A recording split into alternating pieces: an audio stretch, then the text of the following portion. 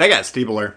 Today we got to look at the Tier 4 Russian battleship, the Pyotr V. Got Kedrov on the screen here. You can see we got Nelson and Kondo as inspirations. That's what I ran for this game. I'm primarily doing that just because I wanted to test not having Cunningham and I wanted to test not having JoJo on this line because I kind of suspected we don't need either of them. This game is the proof in terms of whether or not that actually works or not. Spoiler alert, it does. But Nelson's only a 7-pointer, and Kondo 11 points. I don't know if I'd necessarily go for a concealment build on this line, although they have decent concealment. I got mine down to 12.7 compared to most of the battleships are in the 13 or even 14 kilometer range on this tier. But stealth concealment battleship play typically involves shooting at max distance, dropping detection, and you need really accurate guns at long range. The Russian battleship shtick is they get less accurate the further beyond 11 kilometers you get. So, again, we're testing, does Cunningham necessary? I don't think so. If you're got it set up as a brawler build like I do here, then you're going to have pretty tight range. In fact, I got 13.3 range on this, again, compared to 12.7 detectability. So you can see the firing range is barely over the detection range, and if we didn't boost the concealment, it would probably be pretty much right on top of each other. So kind of interesting there, but the style of these Russian battleships, at least my early impressions are, they're kind of mid-range, closer range ships, and so shortening up that, the firing range isn't that big of a deal. At least it hasn't been so far on the Tier 3 and Tier 4.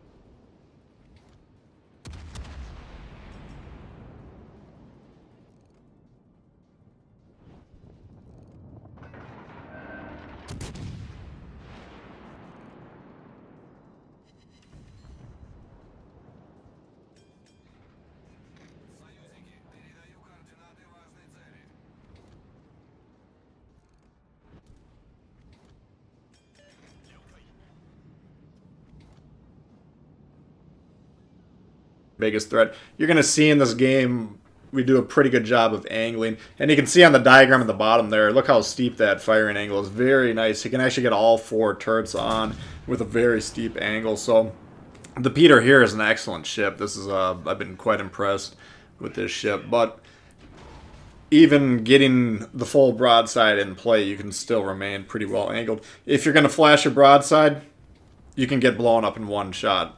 I haven't been fully full health to zeroed yet, but I had like 42,000 or something like that. One salvo just deleted, and it was a broadside shot from a Texas, maybe 10, 12 kilometers away. So getting shot, these Russian battleships, big citadels, and easy access to them if they're flashing full broadside. So you're going to angle tightly, you're going to have a lot of fun with these ones. You're going to be sailing around with the broadside, you're going to be dead, kaput, moited, dunzo. It just isn't going to work. So focus on the angling.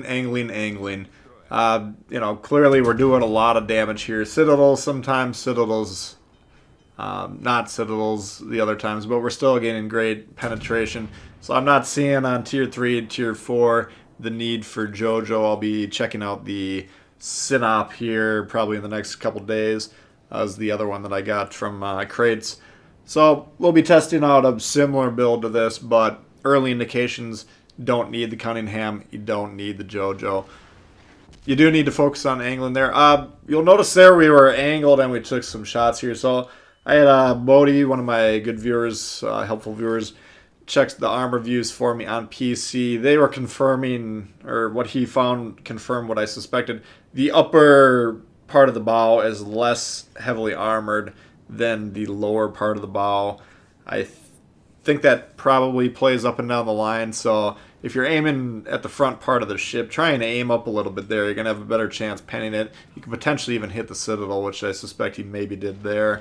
But if you're going to shoot at the thing in the front water line, it's heavily armored there. You're not going to have a lot of success. So there's just a little bit of a weak spot. And again, I believe it's going to be always at the top of the bow in the front and that up and down the line. You guys can, from the PC, let me know if that's true or false if you want in the comments. And I've also had some requests on the damage con. How does it work with these battleships? I keep forgetting to bring it up. But you do have limited amount of charges. I have Kirov on there. I got a level 14 Kirov, which actually adds 2 charges. So I think you probably get 2 or 3. I can't remember how much we started with on this. But you'll probably get more charges as you go up the tiers. Lower, you might get, maybe 1 or 2 or 3 damage cons. Whatever it is, what's my philosophy on this? You're going to want to save them till the end of the game if possible. So single fire damage cons, do not do that until later in the game, as we'll talk about in a second here. If you take a flood early, yes, damage con it. If you get a turret knocked out, probably yes, damage con that. There's certain things that are going to cause you major problems if you're going to have damage on your ship that you need to repair. But if you can hold on to them for the first 5 minutes of that match, even a little bit later onto that, if you're in a situation where you got 4 or 5 damage cons or whatever left at the end of the game, then these ships could be in a situation where they're desperately trying to set you on fire. You got the proper angle against them. You're kind of bullying them. Their last-ditch play is, I gotta get some HE on this thing, set you on fire, damage con it. Then they're like, yes, we got him where he wanted. Set you back on fire, damage con it. What the hell's going on here? Oh yeah, we got a quick cycling Russian damage cons. And the guys managed to hang on to most of them for the entirety of the match. So any spare torps you get that might cause a flood, not a problem. Any fires that they're going to be desperately trying to light on your ship, not a problem. So it's going to take some experience. It's going to take some thinking on your part. Is it worth damage conning or not? But the tendency should be to try and hold on to them till the last half of the match. If you got 5k health left and they set you on fire, get the goddamn fire put out. Yeah, you gotta respond situationally. I'm not saying hold on to those puppies until there's 7 minutes left every single game.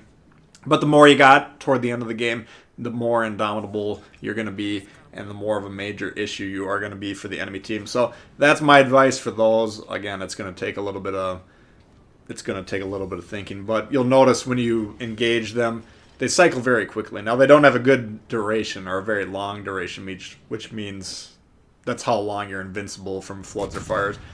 New York popping around here, we pop him right in the nose. What do we got? 2/3 of his health. Come on.